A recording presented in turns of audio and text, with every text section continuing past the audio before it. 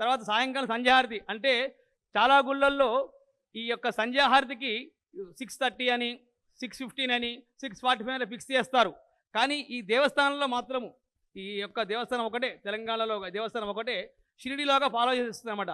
సాయంకాలం సూర్యాస్తం ఎప్పుడైతే అప్పుడే హారతి మొదలవుతుంది. అంటే ప్రస్తుతానికి 5:40కి సంధ్యాహారతి చేస్తాం. ఆ తర్వాత ఆ వాతావరణం పెరిగిన కొద్దీ ఎండాకాలం వచ్చిన కొద్దీ అప్పుడు 6:55 కూడా అవుతుంది అనమాట. ఈ యొక్క అందరూ కూడా భక్తులు గమనించగలరు. ఈ యొక్క సాయిబాబా సమాజం వారి యొక్క సంకల్పం ఏంటంటే సాటి మానవులకు సహాయం చేసే సాయిబాబా సమాజం వారి ఉద్దేశం ఏంటంటే సాటి మానవులకు సహాయం చేయడమే సాయి యొక్క మాధవ సేవే. అది ఈ యొక్క దేవస్థానంలో కళ్ళకు కట్టినట్టుగా ప్రతి ఒక్కరికి కూడా కనబడుతూ ఉంది. ఇది ప్రత్యక్షంగా అమలు జరుగుతూ ఉంది. సాయి దత్త మందిరం అంటే దీన్ని మేము భజన మందిరంలాగా మేము ఈ యొక్క భజన మందిరంలో దత్తాత్రేయ స్వామి విగ్రహం ఉండాలని చెప్పేసి ఈ దత్తాత్రేయ స్వామి విగ్రహం ప్రతిష్ఠించడం జరిగింది. ఎందుకంటే దత్తాత్రేయ స్వామి ఈ చుట్టుపక్కల చాలా తక్కువ ఉండేది కాబట్టి మన బాబా దత్తాత్రేయ అవతారమే సాయినాథుని అవతారం. అంటే ఫస్ట్ దత్తాత్రేయ స్వామి ఆ యొక్క అంశతోటే మన మాణిక్య ప్రభు కానీ, తర్వాత అక్కల్కోటు మహారాజు కానీ, తర్వాత 4 అవతారాల తర్వాత ఈ యొక్క బాబా అవతారము. అయితే ఈ యొక్క దేవస్థానంలో పక్కకు అంతవరకే బాబా గుడి ఉండే, తర్వాత దీన్ని ఎక్స్టెన్షన్ లాగా మనం జాగ తీసుకున్నాము. తీసుకొని ఈ యొక్క దత్తాత్రేయ స్వామి భజన మందిరంలో దత్తాత్రేయ విగ్రహం ప్రతిష్ఠించాము 2015లో.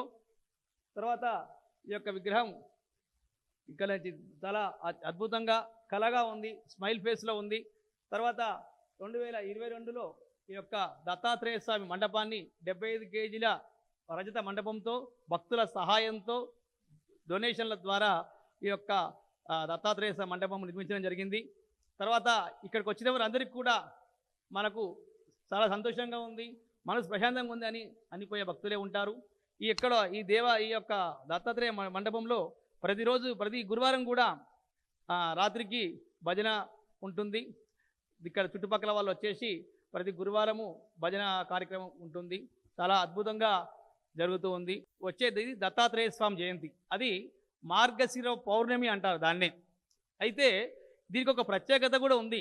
దత్తాత్రేయ స్వామి బాబాకు ఏ విధంగా అంటే బాబా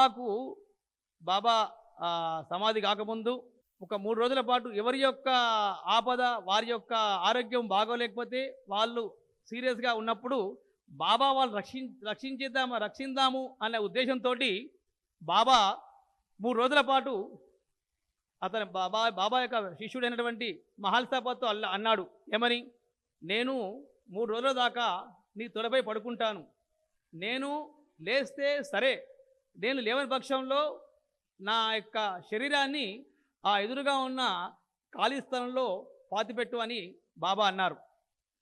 అయితే బాబా ఈరోజు రాత్రి 3 గంటలకు బాబా ఆయన మహల్సాబాది కాళ్ళ మీద ఒరిగి పడుకున్నాడు. తర్వాత 3 రోజుల వరకు కూడా బాబాలో స్పర్శ లేదు, చలనం లేదు. డాక్టర్ వచ్చి టెస్ట్ చేశాడు, బాబా నాడి కొట్టుకోవడం లేదు. ఆ ఊర్లో వాళ్ళు అందరూ అనుకున్నారు బాబా చనిపోయినాడు, సమాధి చేద్దామనుకున్నారు. కానీ బాబా శక్తి మీద పరిపూర్ణ విశ్వాసం గల మహల్సాపతి వారందరినీ కూడా అడ్డగించాడు. నా స్వామి వస్తానన్నారు 3 రోజుల తర్వాత, తప్పకుండా వస్తారు అంటూ వాళ్ళందరినీ ఆపాడు. తర్వాత తెల్లవారు 3 రోజుల తర్వాత తెల్లవారుజామున 3 గంటలకు బాబా శరీరంలో మళ్ళీ చైతన్యం వచ్చింది, నిద్ర చేసినట్టుగా లేచి కూర్చున్నారు. అంటే బాబాకు దత్తాత్రేయ అవతారం అని ఈ విధంగా నిరూపించే జరగడానికి ఇది ఒక మన నిదర్శనం. బాబా నమ్ముకున్న వారికి ఎటువంటి ప్రాణాపాయ స్థితిలో ఉన్నా, ఆరోగ్యం బాగలేకున్నా ఏదో రూపంలో వారికి వచ్చి సహాయం తప్పక చేస్తాడు బాబా. అటువంటి లీలలు కలిగినటువంటి దత్తాత్రేయ అంశం ఉన్నటువంటి దత్తాత్రేయ స్వామికి, బాబా అందరూ వచ్చినటువంటి బాబా అవతారానికి మనం అందరూ కూడా మనస్ఫూర్తిగా నమస్కారం చేసుకొని ఈ కలియుగ దైవానికి మనస్ఫూర్తిగా మనము పాదాభివందనము. దత్తాత్రేయ స్వామికి కానీ సాయినాథునికి పాదాభివందనాలు. సాయినాథ్ మహారాజ్కి జై. తక్షశిల మీడియా ఛానల్ని సబ్స్క్రైబ్ చేయండి, లైక్ చేయండి, షేర్ చేయండి.